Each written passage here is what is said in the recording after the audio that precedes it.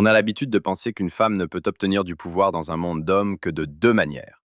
Soit par le lit, soit en devenant une dame de fer, en costume-cravate, hurlant sur ses subordonnés. Mais dans le Hollywood conservateur des années 50, une actrice a prouvé qu'il existait une troisième voie. Une manipulation géniale, façon guérilla. Tandis que les patrons de studio la voyaient comme une remplaçante bon marché de Bette Davis, elle a inscrit un mot au dos de son fauteuil de réalisatrice. Maman.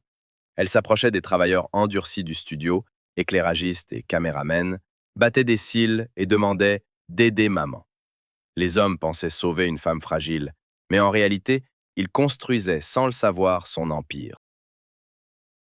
Aujourd'hui, nous allons dévoiler les méthodes d'Ida Lupino et découvrir comment la ruse, l'absence de moyens et le mot maman lui ont permis de contourner la censure rigide, de dominer le Hollywood patriarcal et d'inventer un style que Tarantino et Scorsese copieront plus tard.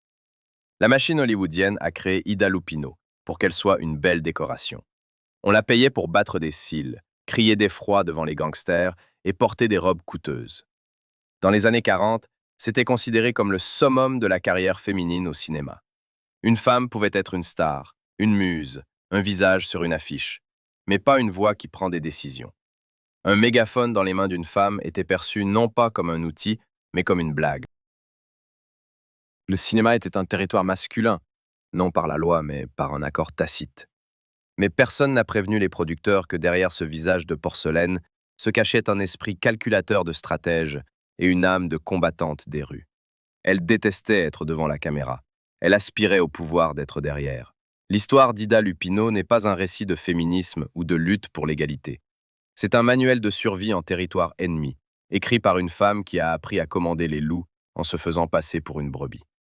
Vous êtes ici parce que vous voulez comprendre comment, à l'une des époques les plus conservatrices d'Amérique, une femme a pu s'emparer du pupitre de réalisatrice et le garder. Vous attendez une histoire de conditions féminines difficiles et d'humiliation sans fin. Oubliez ça. La réalité est bien plus intéressante. Ida Lupino ne demandait pas la permission. Elle n'essayait pas de jouer selon les règles du club masculin. Elle les a réécrites à sa manière, utilisant la ruse, les manipulations psychologiques et une audace totale face au sujet tabou. Elle réalisait des films avec 3 fois rien, transformant la pauvreté en un style que Martin Scorsese et Quentin Tarantino imiteront plus tard. Aujourd'hui, nous allons décortiquer sa méthode unique. Nous découvrirons pourquoi le mot maman est devenu l'outil de gestion le plus redoutable et efficace sur le plateau. Comment réaliser un film sur le viol sans montrer une seule seconde de violence et contourner la censure impitoyable du code Hayes? Et pourquoi la Reine du Noir a préféré tourner non pas des mélodrames glamour, mais des histoires de maniaques et d'hommes brisés? Préparez-vous, nous entrons sur le territoire sombre de Hollywood. Acte 1. Manipuler l'ego masculin comme outil de pouvoir absolu. Pour saisir le génie d'Ida Lupino, il faut d'abord comprendre l'ambiance des plateaux hollywoodiens des années 50. Ce n'était pas juste un boulot, c'était une zone de guerre avec une hiérarchie bien établie, dominée par la testostérone. Les caméramans, éclairagistes, charpentiers, des hommes rudes, vétérans de la Seconde Guerre mondiale ou forgés par la Grande Dépression. Ils formaient des syndicats puissants et détestaient qu'on leur dicte quoi faire. Surtout si c'était une femme qui commandait. Dans leur monde, une femme pouvait être une star, une muse, un visage sur une affiche. Mais une femme avec un mégaphone, c'était un bug dans le système. Pas une menace, une humiliation. Commander des hommes était non seulement étrange, mais contre nature. À l'époque, 2 voies s'offraient à une femme en quête de pouvoir. Devenir une dame de fer, enfiler un costume masculin et tenter de couvrir le bruit des générateurs, comme Dorothy Arzner, la seule réalisatrice des années 30, ou inventer quelque chose de totalement différent. La méthode Arzner fonctionnait, mais au prix d'une guerre constante. Chaque jour de tournage devenait un conflit. Chaque décision devait être arrachée par la force, la voix, la pression. C'était une stratégie de confrontation directe, exigeant une énergie sans fin. Ida Lupino a choisi une autre voie. Elle comprenait que l'agression directe dans un monde d'hommes ne ferait que provoquer de la résistance. Crier ne mène pas à l'obéissance. On te tolère ou on te sabote. L'ego masculin ne se brise pas par une attaque frontale. Il se referme. Alors Ida a décidé de ne pas attaquer l'ego masculin. Elle a choisi de le pirater. Son arme principale était le dossier de sa chaise de réalisatrice.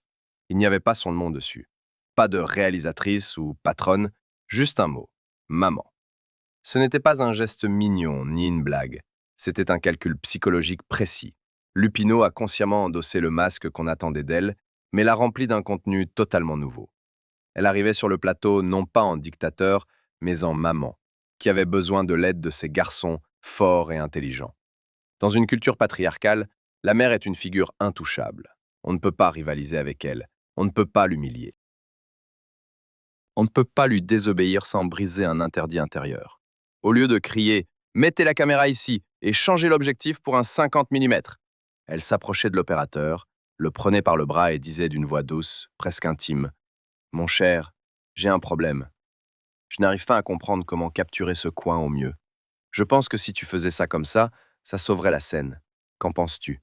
Tu vas aider maman à s'en sortir, n'est-ce pas ?» Formellement, c'était lui qui décidait. En réalité, il exécutait sa volonté. Le résultat était stupéfiant. Des hommes qui, la veille encore, auraient pu faire grève pour une pause déjeuner, fondaient. Un instinct ancien, inculqué par l'éducation, s'activait.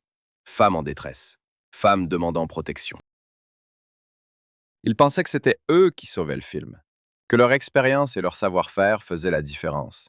Et ils se mettaient à travailler avec une énergie décuplée, transportant du matériel lourd sous la chaleur, restant après les heures, se donnant à fond pour ne pas décevoir maman. Ida Lupino connaissait parfaitement le côté technique du processus. Après des années de mise au placard en tant qu'actrice, quand le studio la punissait pour avoir refusé des rôles, la privant de salaire mais lui interdisant de travailler ailleurs, elle passait des heures à côté des caméramans et monteurs. Elle en savait plus sur les objectifs, la lumière et le découpage que bien des réalisateurs hommes de l'époque. Mais elle était assez intelligente pour ne pas montrer cette compétence directement. Elle laissait les hommes ressentir leur supériorité tout en exécutant exactement son plan. Elle cachait le contrôle derrière la douceur, le pouvoir derrière le soin, les décisions derrière les questions. C'était une manipulation totale. Lupino a créé sur le plateau un microclimat familial, où elle était la matriarche incontestée. Personne n'osait contredire maman, non par peur de perdre leur emploi, mais par crainte de la décevoir. Elle a transformé les préjugés patriarcaux, l'idée que la femme est faible et a besoin de protection, en un outil de pouvoir absolu, presque tyrannique. Comme elle l'a elle-même remarqué plus tard avec ironie dans une interview, les hommes sont des créatures merveilleuses si on leur laisse croire qu'ils sont les chefs.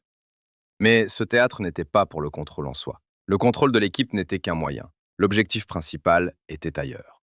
Avec une caméra en main et une équipe loyale, Ida Lupino comptait diriger l'objectif là où les patrons des studios interdisaient même de regarder. Et pour cela, elle devait réaliser l'impossible, contourner le code de censure le plus strict de l'histoire du cinéma américain. Acte 2. Comment filmer un viol à l'époque du code Hays? Pour comprendre l'ampleur de ce que Ida Lupino a accompli en 1950, il faut se souvenir de ce qu'était le code Hays. Ce n'était pas simplement une liste de recommandations, mais un ensemble draconien de règles étouffant toute manifestation de réalisme à Hollywood. Non seulement les corps nus ou la violence explicite étaient interdits, les censeurs régulaient la durée des baisers, interdisaient de montrer des couples mariés dans le même lit et effaçaient des pans entiers de l'expérience humaine. Le code Hays n'était pas simplement un filtre moral, c'était un outil de contrôle de l'imagination. Un système qui décidait de ce que le spectateur avait le droit de voir, de ressentir et même de désirer, et pourquoi il devait être puni.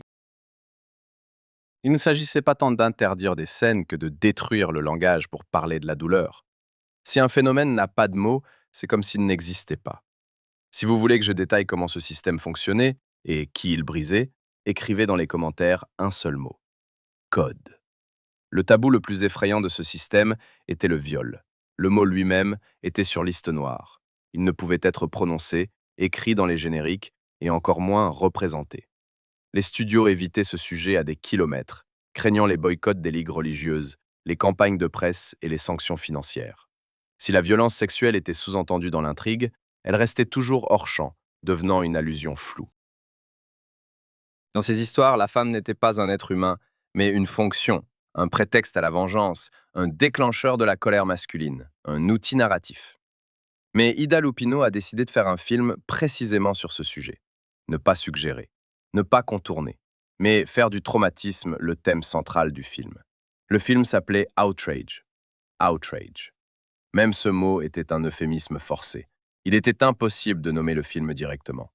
Le mythe dit que la censure tue l'art. La réalité d'Ida Lupino a prouvé le contraire. La censure pousse l'art à évoluer. Ne pouvant montrer l'acte physique de violence, elle a dû inventer un langage visuel qui transmettrait l'horreur de la situation sans enfreindre un seul point du code. Et ce qu'elle a créé s'est avéré bien plus effrayant que n'importe quelle scène naturaliste. Lupino a opéré un déplacement radical du focus. Ce qui l'intéressait, ce n'était pas le crime, mais son écho. Pas le moment du coup, mais la vie après. La scène de poursuite dans Outrage est un cours magistral de suspense. Ida n'utilise pas de screamer bon marché. Elle travaille avec l'espace et le son. L'héroïne, Anne, rentre chez elle après le travail. Elle traverse une zone industrielle. Autour, pas une âme. On n'entend que le claquement de ses talons sur l'asphalte. Tac, tac, tac. Puis le rythme change. Un deuxième ensemble de pas apparaît. Au lieu de montrer le visage du poursuivant en gros plan, Lupino se concentre sur les ombres. Des ombres longues et déformées sur les murs des entrepôts deviennent l'incarnation visuelle de la menace inéluctable. L'héroïne court à travers un labyrinthe de caisses et de clôtures, et la caméra vacille avec elle, créant un sentiment de désorientation.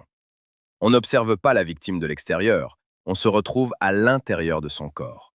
La culmination de la scène est un génial contournement de la censure. Quand le poursuivant rattrape Anne, Lupino ne montre pas la collision des corps, elle montre les détails de l'environnement. On voit un bidon renversé rouler sur le sol. On voit un pigeon s'envoler d'une corniche dans la panique. Et au moment même où un cri devrait retentir, Lupino le couvre par le klaxon strident et assourdissant d'un camion qui passe.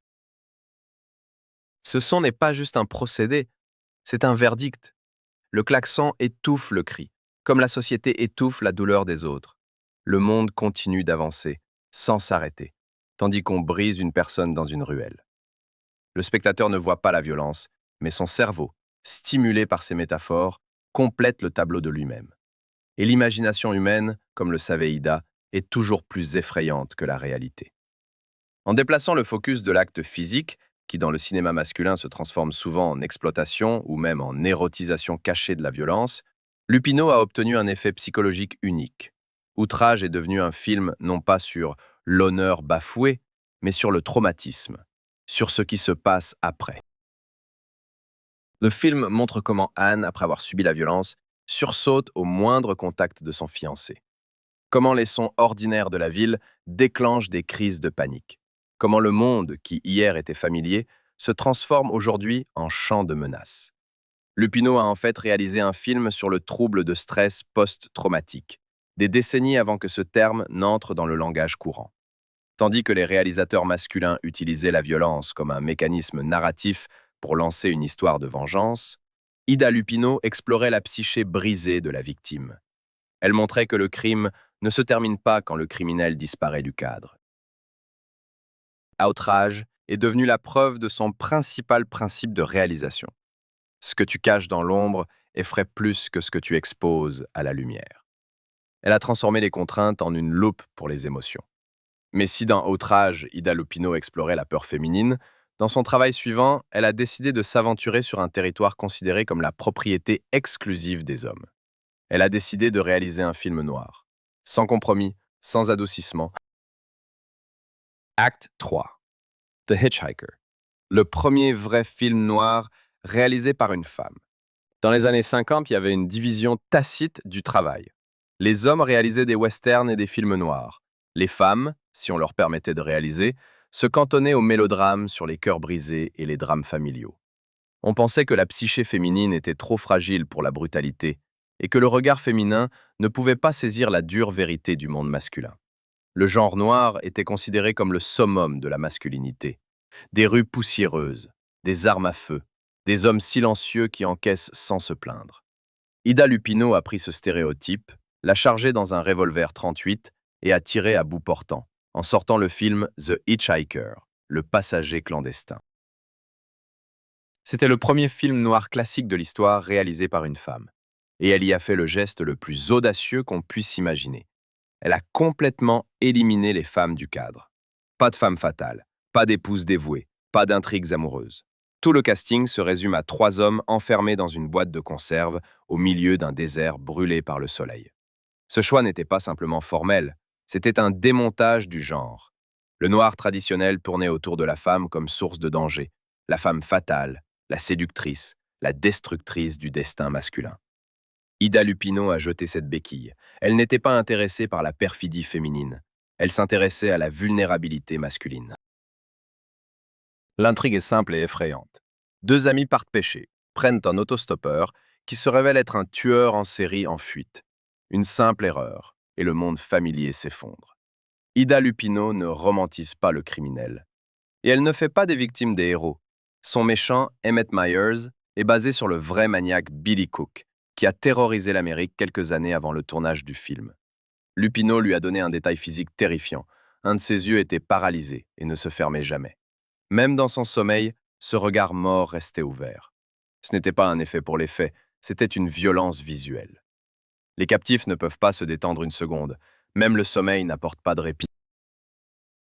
Mais le plus important dans le film ne concerne pas le tueur, mais ses victimes.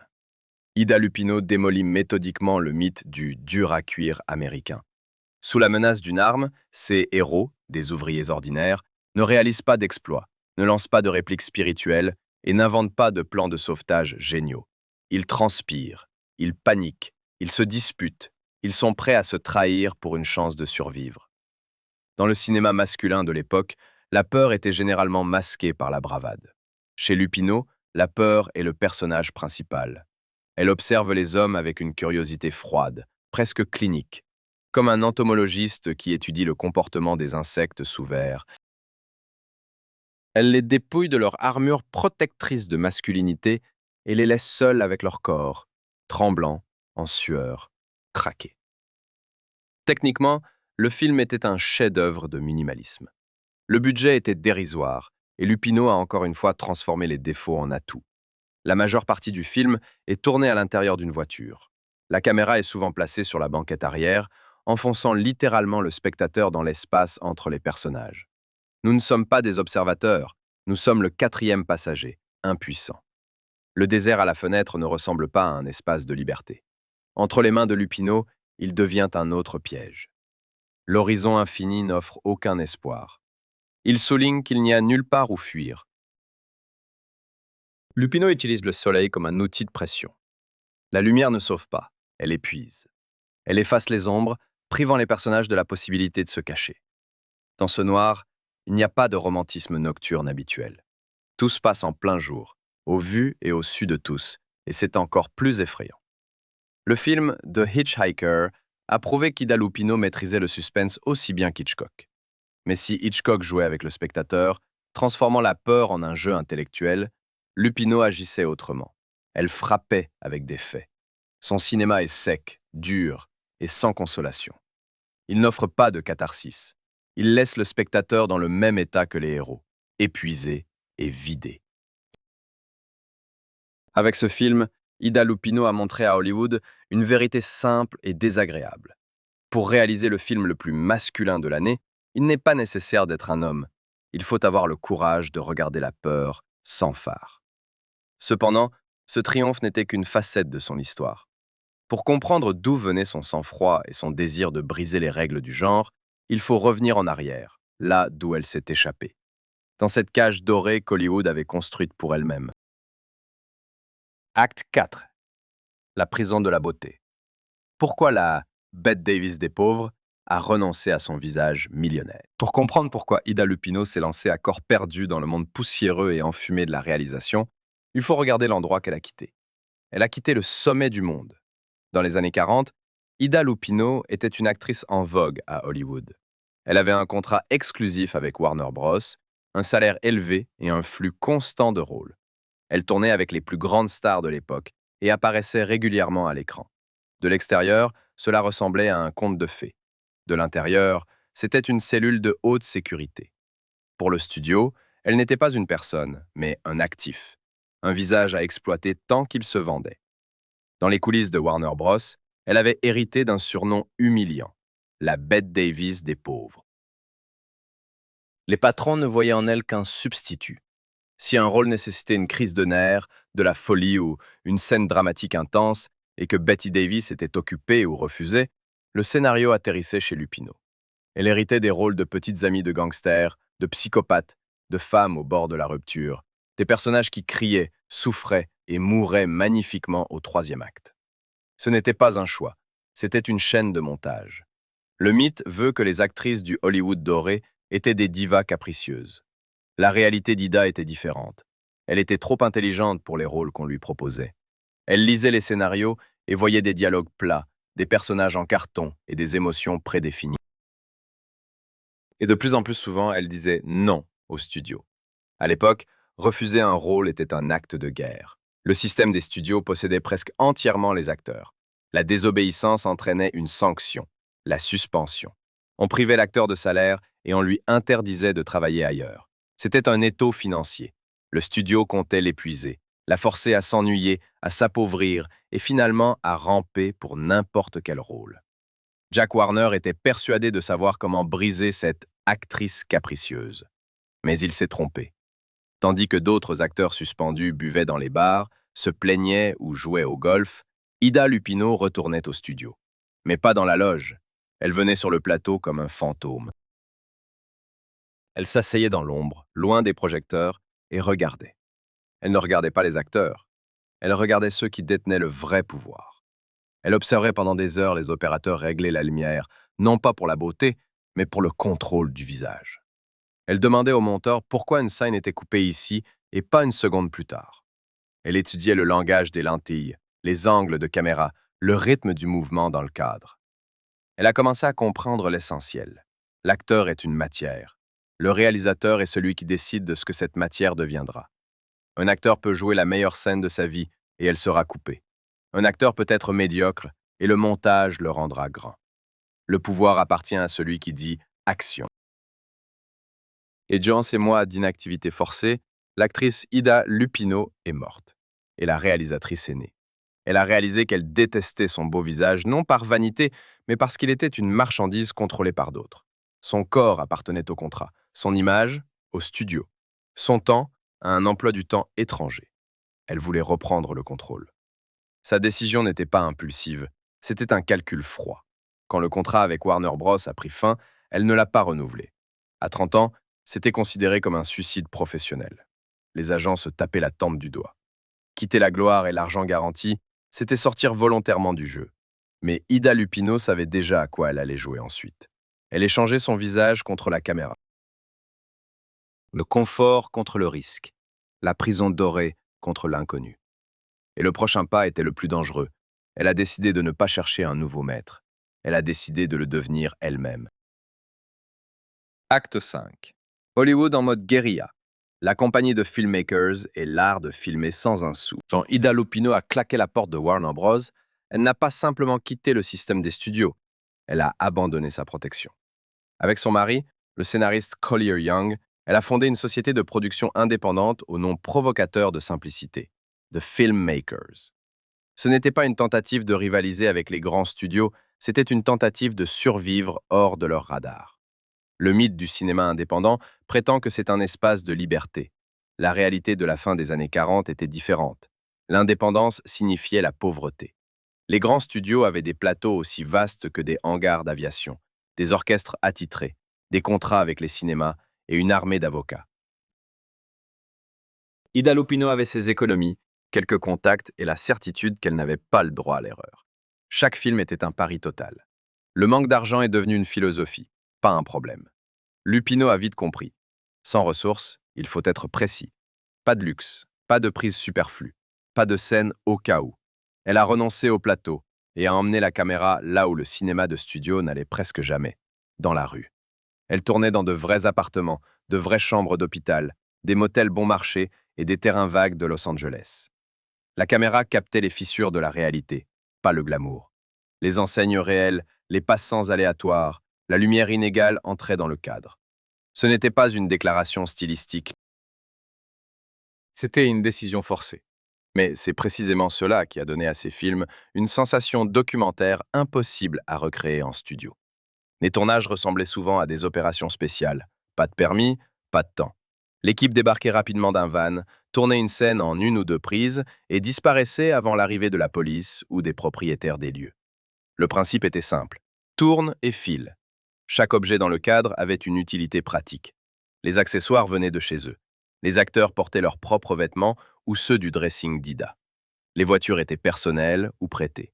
Quand il n'y avait pas d'argent pour un chariot de caméra, Lupino utilisait un fauteuil roulant. Le caméraman s'asseyait dedans avec la caméra et un assistant le poussait doucement dans un couloir ou sur un trottoir. Cette solution est née de la pauvreté. À l'écran, c'était une trouvaille. Le fauteuil était plus maniable que les rails encombrants. Il permettait de se mouvoir dans des espaces étroits, renforçant l'impression d'étroitesse et de claustrophobie. Ce qui devait trahir la modestie est devenu une partie du style. Les budgets des films de The Filmmakers étaient dérisoires selon les standards hollywoodiens. Mais c'est précisément cela qui obligeait Lupino à planifier chaque plan à l'avance. Ni la pellicule, ni le temps ne pardonnaient les erreurs. Elle ne pouvait pas se permettre de retourner les scènes. Les acteurs devaient donc être parfaits dès la première prise. La caméra n'embellissait pas, elle captait. Cet ascétisme forcé a conduit à un résultat artistique inattendu. Les films de Lupino avaient un aspect rugueux, inquiétant et terriblement authentique. Sans le savoir, elle a inventé une esthétique que l'on qualifiera de révolutionnaire 10 ans plus tard. Les réalisateurs de la nouvelle vague française écriront des manifestes sur le tournage en extérieur, la lumière naturelle et la caméra observateur. Ida Lupino faisait cela avant. Pas par théorie, par nécessité. Elle a prouvé que le budget n'est pas l'essentiel. L'essentiel, c'est le contrôle de l'histoire. The Filmmakers sont devenus une brigade de guérilla à l'intérieur d'Hollywood. Ils ne changeaient pas le système, ils le contournaient. Mais même cette liberté avait un prix. Chaque nouveau film rapprochait soit d'une percée, soit d'un effondrement total. Et le projet le plus risqué de cette indépendance fut un film où la vie personnelle et le cinéma se mêlèrent de la manière la plus dangereuse. Un film dans lequel Ida Lupino regardait un homme non pas comme un héros ni comme un méchant, mais comme le maillon faible du système. Acte 6. Sympathie pour le diable. Déconstruction de l'homme américain dans The Bigamist. Si quelqu'un avait décidé de filmer ce qui se passait sur le plateau de The Bigamist, on aurait eu la plus absurde des soap-opéras de l'histoire d'Hollywood. Le scénario, sur un homme vivant entre deux familles, a été écrit par l'ex-mari d'Ida Lupino, Collier Young. Le rôle principal du bigame était tenu par son mari actuel, Howard Duff. Le rôle de l'épouse légitime était joué par Joan Fontaine, l'épouse actuelle de son ex-mari. Et Ida Lupino elle-même, en tant que réalisatrice du film, jouait le rôle de l'autre femme. N'importe quel autre plateau serait devenu un champ de bataille.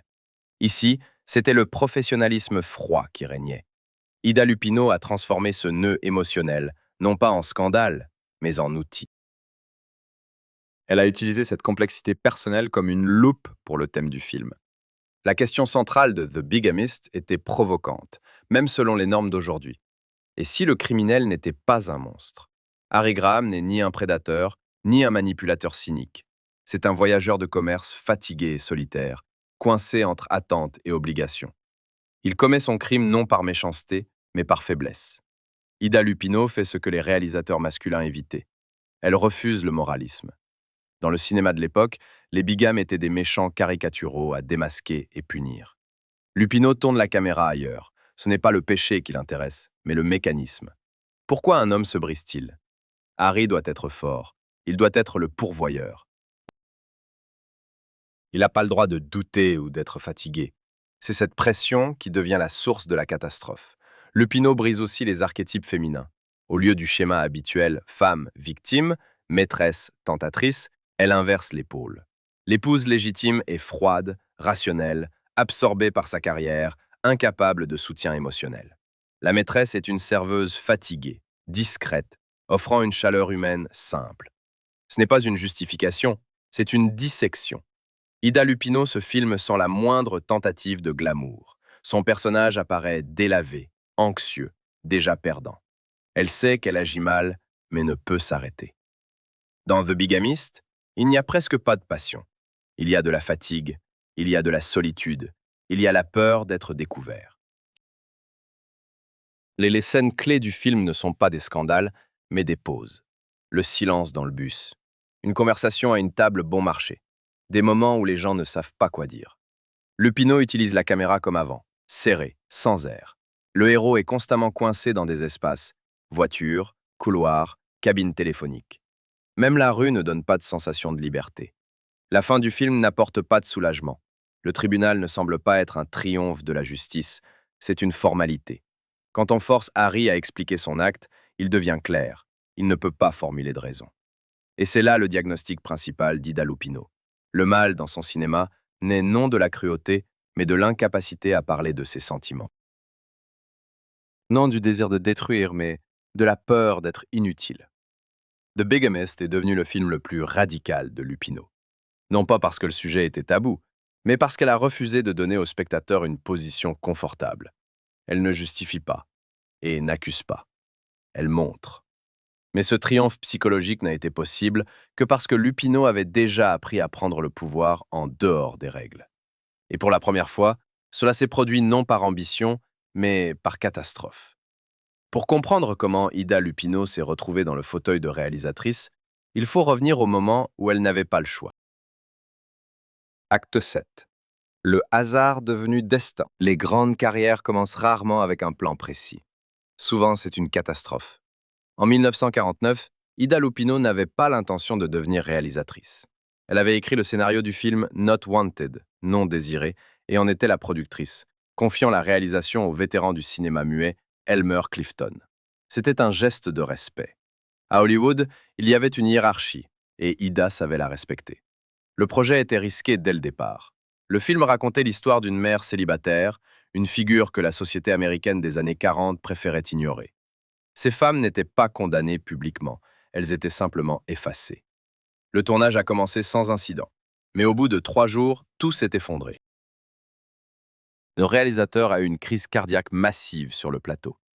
Pour un grand projet de studio, cela aurait signifié une pause. Pour un film indépendant, c'était la mort. Le budget était minimal. L'argent des investisseurs fondait chaque jour d'arrêt. Trouver un nouveau réalisateur avec si peu de moyens et dans un délai si court était impossible. Le projet devait choisir, fermer ou tout risquer. Ida Lupino a enlevé ses chaussures et s'est mise derrière la caméra. Ce n'était pas un geste héroïque, c'était du pragmatisme. Elle connaissait le scénario par cœur. Elle savait quel film elle voulait obtenir. Et surtout, elle comprenait que si le tournage s'arrêtait, The Filmmakers ne survivraient pas à leur premier projet. Elle a travaillé vite et avec précision, sans déclaration tonitruante,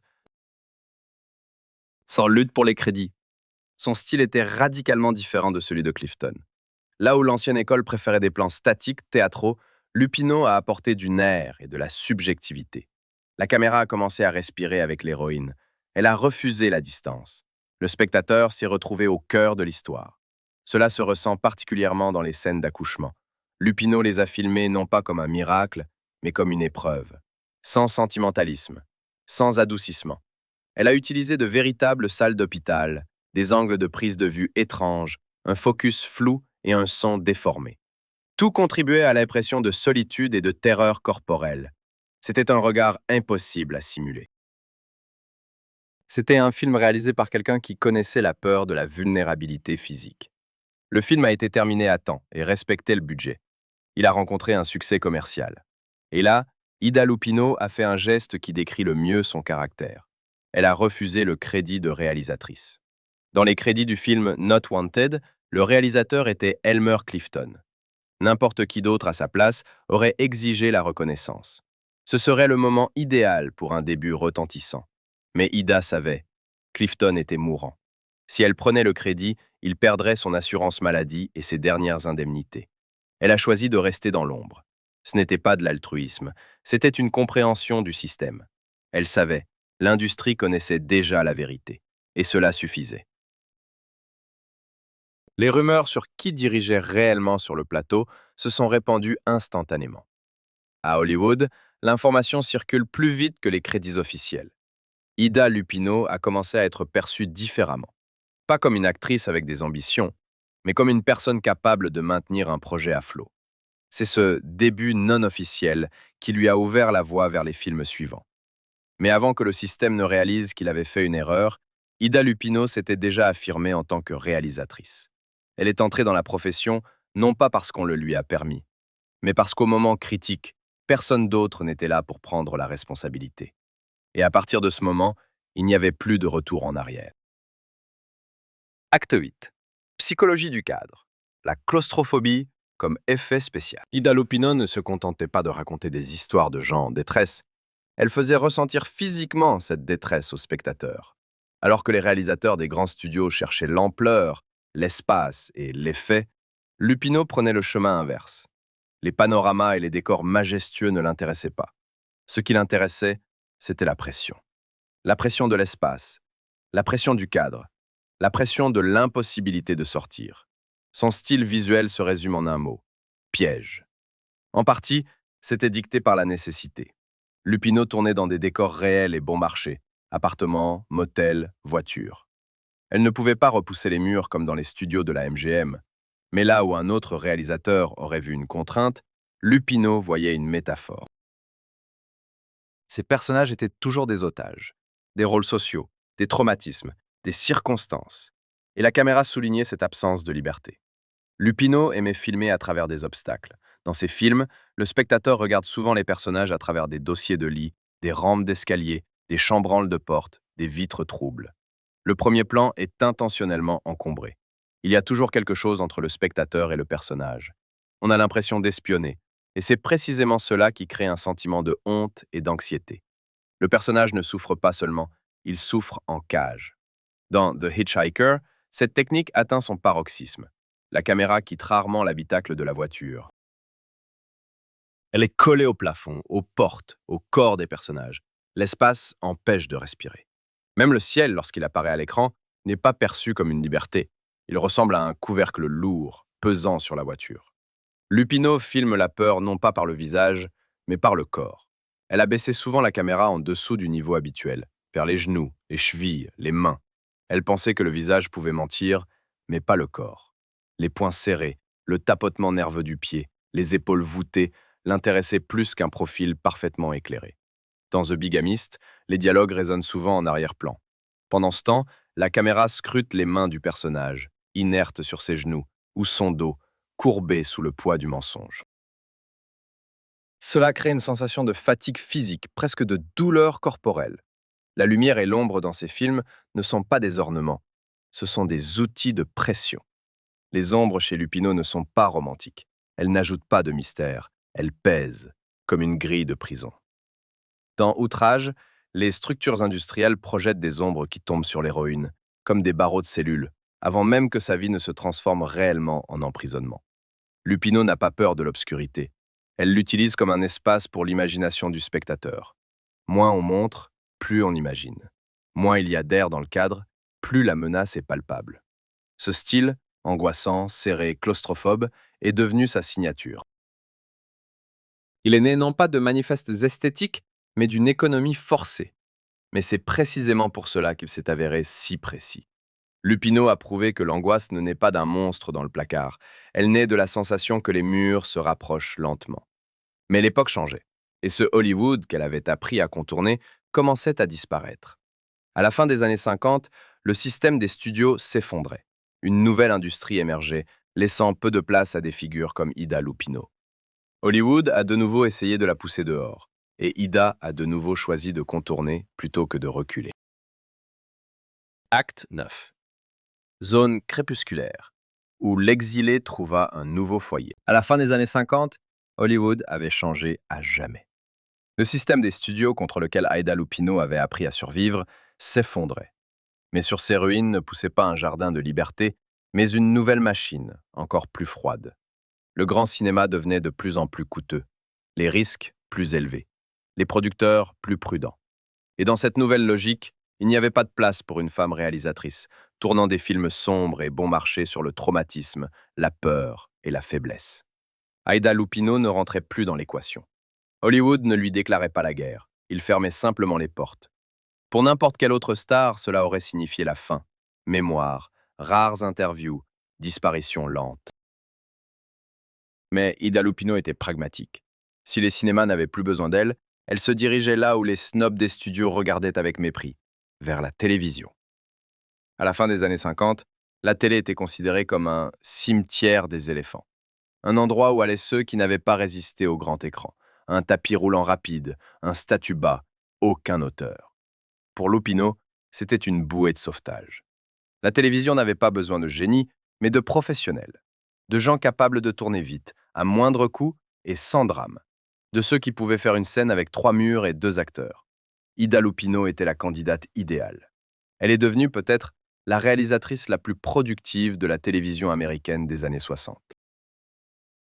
Alfred Hitchcock presents The Fugitive. Have gun, will travel. Son nom apparaissait régulièrement au générique, même pour une seconde. Les producteurs l'aimaient non pas pour son regard féminin, mais pour sa discipline. Elle ne dépassait jamais le budget, ne manquait jamais un délai, et savait créer de la tension à partir de rien. Mais le sommet de sa période télévisuelle fut son travail sur la série The Twilight Zone, la 4e dimension. Le créateur du show, Rod Serling, cherchait des réalisateurs capables de transmettre un sentiment d'angoisse, de paranoïa et d'irréalité. Et Ida Lupino fut la seule femme à qui il confia un épisode de la série originale. L'épisode s'appelait The Masks, les masques. L'intrigue était cruelle et simple. Un riche mourant réunit ses héritiers cupides et les oblige à porter des masques grotesques reflétant leurs vices. Il promet l'héritage à une seule condition. Les masques ne doivent pas être retirés avant minuit. C'était dans son style, un espace clos, une hiérarchie familiale, des gens forcés de porter des rôles imposés. Lupino tira le maximum du format de 25 minutes. Elle transforma le manoir en cage et les masques en prolongement des visages. La caméra tourne lentement, accentuant la paranoïa. La lumière découpe l'espace, soulignant les déformations. La fin de l'épisode, quand les personnages retirent les masques et découvrent que leurs visages ont pris la forme de ces masques, était une véritable horreur corporelle. Pas spectaculaire, pas bruyant, mais collant et inquiétant. C'était la télévision parfaite, comprimée à l'extrême, sans sentimentalisme. L'ironie du sort voulait que dans The Twilight Zone, Ida Lupino apparaisse aussi de l'autre côté de la caméra, comme actrice. Dans l'épisode The 16mm Shrine, elle jouait une star de cinéma vieillissante, enfermée dans une pièce avec la projection de ses vieux films. Une femme qui préférait disparaître dans son image plutôt que de vivre dans la réalité. C'était une déclaration méta effrayante. Lupino jouait le destin qu'elle avait elle-même évité. Tandis que son personnage se dissolvait dans les illusions du passé, la vraie Ida se tenait derrière la caméra et construisait l'avenir de la télévision. Elle choisissait le travail, pas la nostalgie. La période télévisuelle dura presque 20 ans. Plus de 100 épisodes. Des dizaines de genres. Mais ce succès avait un revers. La télévision est un art sans mémoire. Les noms des réalisateurs s'effacent plus vite que les images. Ida Lupino commençait à disparaître à nouveau, pas parce qu'elle avait cessé de travailler, mais parce que le format ne laissait pas de traces. Quand les caméras s'éteignaient, il ne restait d'elle que le silence. Et il semblait que l'histoire d'Ida Lupino se terminerait ainsi, sans accord final, sans reconnaissance, sans retour. Mais l'histoire se termine rarement là où on l'attend. Acte 10. L'architecte invisible. Pourquoi Scorsese et Tarantino saluent son spectre? Quand Ida Lupino est morte en 1995, presque personne ne l'a remarqué. Les nécrologies se souvenaient d'elle comme d'une actrice des années 40, une femme au regard dur, cantonnée au second rôle. Le fait qu'elle ait été réalisatrice était mentionné en passant. Comme une curiosité, une note en bas de page de l'histoire. Ces films ne passaient pas en prime time, ils n'étaient pas étudiés dans les écoles de cinéma. Ils ne figuraient pas sur les listes des grands. On aurait dit que l'histoire l'avait ignoré. Mais ce n'était qu'une pause. Le cinéma a cette étrange capacité. Il ramène ceux qu'on a oubliés trop tôt. Et le premier à parler sérieusement d'Ida Lupino, comme d'une auteure, fut un homme qui connaissait la valeur du cinéma marginal. Martin Scorsese. Il ne l'a pas appelée première femme, mais artiste. Une auteure avec une signature inimitable. Il écrivait que ses films avaient une dureté sans fioriture, qu'ils possédaient cette rare qualité, la capacité de montrer la fragilité des gens cruels. C'était la clé. Scorsese a vu en Lupino ce que d'autres préféraient ignorer. Elle ne filmait pas des genres, elle filmait des états d'âme. Son influence s'est révélée plus vaste qu'on ne le pensait. Son minimalisme, ses tournages en extérieur, son refus du clinquant, son intérêt pour les psychés brisés, tout cela est devenu le socle du cinéma indépendant américain. Elle a commencé avant que cela ne devienne une mode, avant que cela ne devienne un manifeste. John Cassavetes, souvent appelé le père du cinéma indé américain, a commencé à tourner à la fin des années 50. Ida Lupino faisait la même chose 10 ans avant lui, sans terme, sans théorie, sans soutien. La nouvelle vague française parlera de caméra stylo, du cinéma comme expression personnelle. Lupino utilisait déjà la caméra comme outil de pression et de confession, parce qu'elle n'avait pas d'argent pour les studios. Même Quentin Tarantino, amateur de cinéma de genre dur, a indirectement hérité de son approche. Dialogue sec, absence de moralisme, intérêt pour les personnages marginaux. Pour lui, comme pour Lupino, le genre n'était qu'une coquille. Aujourd'hui, les cinéphiles reconnaissent, Ida Lupino était la mère du cinéma indépendant américain. Mais cette reconnaissance est arrivée trop tard. Elle ne rentrait dans aucun récit confortable. Elle était trop dure pour le cinéma féminin et trop genrée pour le panthéon des auteurs. Elle ne luttait pas contre le système avec des pancartes ou des slogans.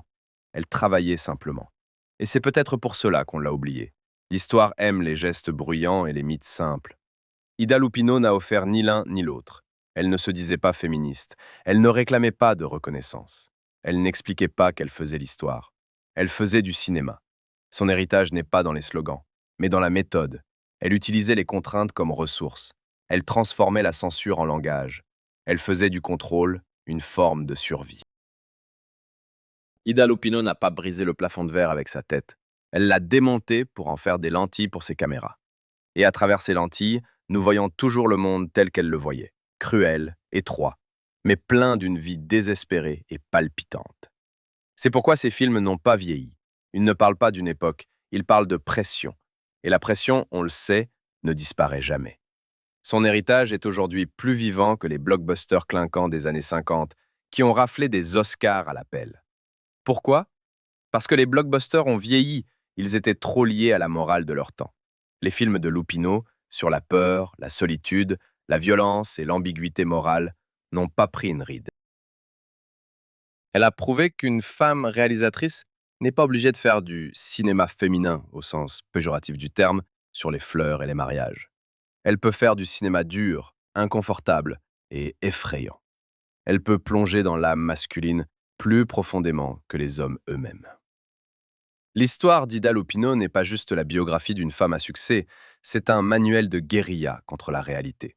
Elle est arrivée dans un monde où les règles étaient écrites par des hommes, où l'argent était distribué par des hommes et où les femmes n'étaient autorisées qu'à se tenir joliment sous les projecteurs. Elle n'a pas passé sa vie à se plaindre de l'injustice. Au lieu de cela, elle a piraté le code du système. Elle a utilisé le stéréotype de la femme faible et l'inscription «maman» sur sa chaise pour diriger une armée de techniciens.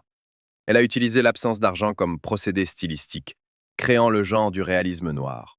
Elle a utilisé les interdictions de la censure comme carburant pour l'inventivité visuelle, rendant ses films plus effrayants et plus profonds que ne le permettait le code Hays. Les contraintes sont une ressource. L'absence de budget ou la censure rigide force le cerveau à trouver des solutions géniales qui survivent des décennies. La douceur est plus efficace que l'agression. Ida dirigeait les hommes en jouant le rôle de maman, et elle a accompli plus que ceux qui essayaient de les combattre. La vérité a toujours de la valeur. Les décors clinquants se dégradent, mais une histoire sincère sur la douleur humaine reste éternellement pertinente. Si vous avez été impressionné par la façon dont Lupino contournait la censure, vous devriez découvrir le Hollywood pré-code, cette période folle du début des années 30 où tout était permis au cinéma, des drogues à la débauche ouverte, et pourquoi cette fête a été arrêtée du jour au lendemain. Mais ça, c'est une toute autre histoire. Abonnez-vous à la chaîne et vous ne manquerez pas cette vidéo.